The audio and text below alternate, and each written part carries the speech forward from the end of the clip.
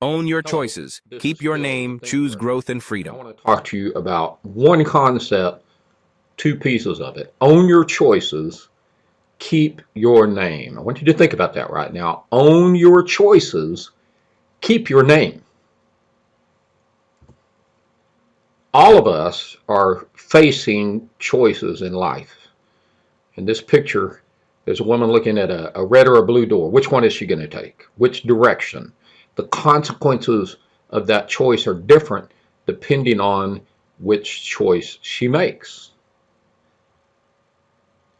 However, the choices were presented. She doesn't have total freedom here, right? She only has two choices. She does have a third choice. She can choose neither.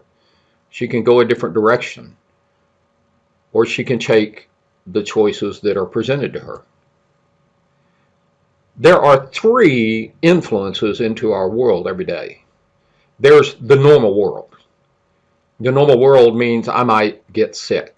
Now, some of my choices about how I live and what I eat and how healthy I am and how much I exercise and how much I take care of other parts of my life might determine the frequency with which I get sick or the severity I get sick, but I might have been born with a sickly body. So there's some things that just present themselves.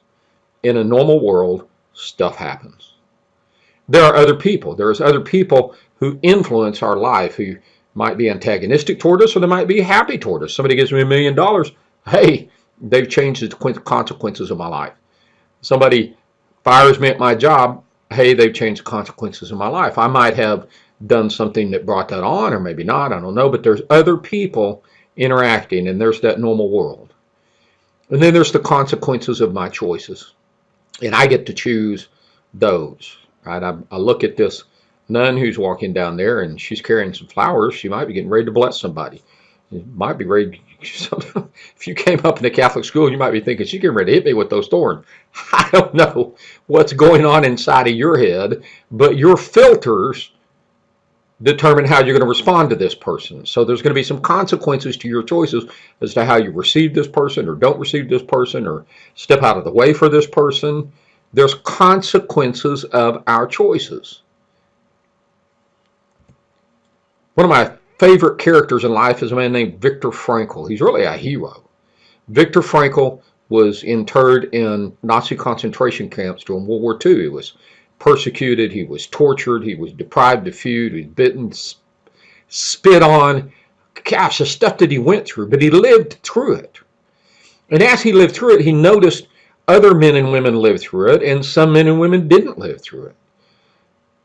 But he determined and taught other people while he was in that circumstance, choose not to respond to the evil that's given to you. Choose to give blessing back. Choose how you are going to respond. And he found those people who made that determination to choose a positive response to a negative situation were primarily the people who lived. And the ones who chose a negative response to a negative situation were the ones who died. And he says it this way, between stimulus and response, there's a space. And in that space, here's a stimulus. Something happening over here. I woke up and I've got a cold. My child got a bad grade at school. I'm struggling at my job. I don't understand what to do. In that space, there's a stimulus. There's another stimulus. I get paid well. Somebody blesses me and does something encouraging. In that space between stimulus and what I do about it, is our power to choose our response. In our response lies our growth and our freedom. There's a stimulus and there's a response. Do I receive it as a positive? Do I take it as I take the joy out of it? Do I respond to it? I get angry. Maybe I need to get angry if it's an unjust situation. But my response determines my growth and freedom. I get sick. How do I respond? I've been sick for a couple of weeks, struggling with this crazy cold and allergy situation.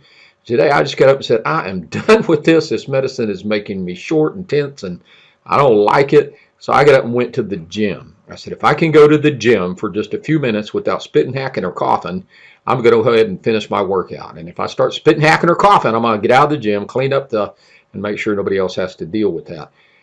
And I'd made it through an hour of a great workout in the gym. So in my response to my sick situation lies my growth and freedom. Now, I might I'll have a weak day tomorrow after I went and did all that workout. But I tell you what, I'm going to take responsibility. I'm going to own my choices and take responsibility for my growth and my freedom. So the flip side of this coin is keep your name. Own your choices, keep your name. When we don't own our choices, when we blame everything on somebody else or on our circumstance or on what the other person did or my lot in life, I begin to lose my name. I go through a divorce and now I'm a divorcee. I go through some sort of judicial event and now I'm a probationer or I'm a parolee or I'm a felon. But I want you to keep your name, because if you own your choices, those things don't become your name. If I go through a divorce, I'm a person who went through a divorce. I'm single now. Or I get married again, I'm married now. I'm not a divorcee married. I'm just married. It's a status. It's not my name. I'm not a divorcee. I'm not a probationer. I'm not a prolee. I'm not a felon. Those are events, and events are not people. Events are not my name. Keep your name. If you own your choices, you get to keep your name. Somebody calls me a probationer. Somebody calls me stupid. Hey, I'm not stupid. I'm Phil. Somebody calls me down. I'm not down. I'm Phil. Somebody calls me dumb. I'm not dumb. I'm Phil. Somebody called me unable. I'm not unable. I'm just learning how to be able. I'm Phil. Keep your name. Own your choices and keep your name. Don't let life push you into a box of its choosing, or people push you into their box of their choosing. There's a stimulus, what people do, how the world treats you, what's going on, but there's a response. And in that response, when you own your choices, you have control of your growth and freedom. And you can keep your name. You can take dignity in that name. You have confidence in that name. Own your choices. Keep your name. Events are events. Events are not people.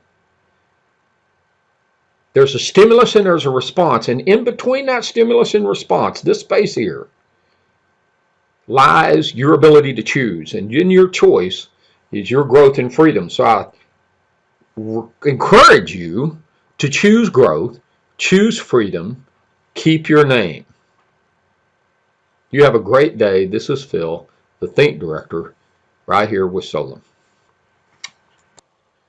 Right here, I want you to think about some situations in your life right now that you just don't feel like you own. You feel like they've been thrown upon you. I want you to go back and think about them and think through how some of your choices have led to some of those consequences. Maybe not all of it. Other things have happened in there. But what can you do to own your choices and take action that moves you in a good response towards growth and freedom, so that you can keep your name, you can keep your dignity, you can keep your confidence, you can keep who you are by owning your choices.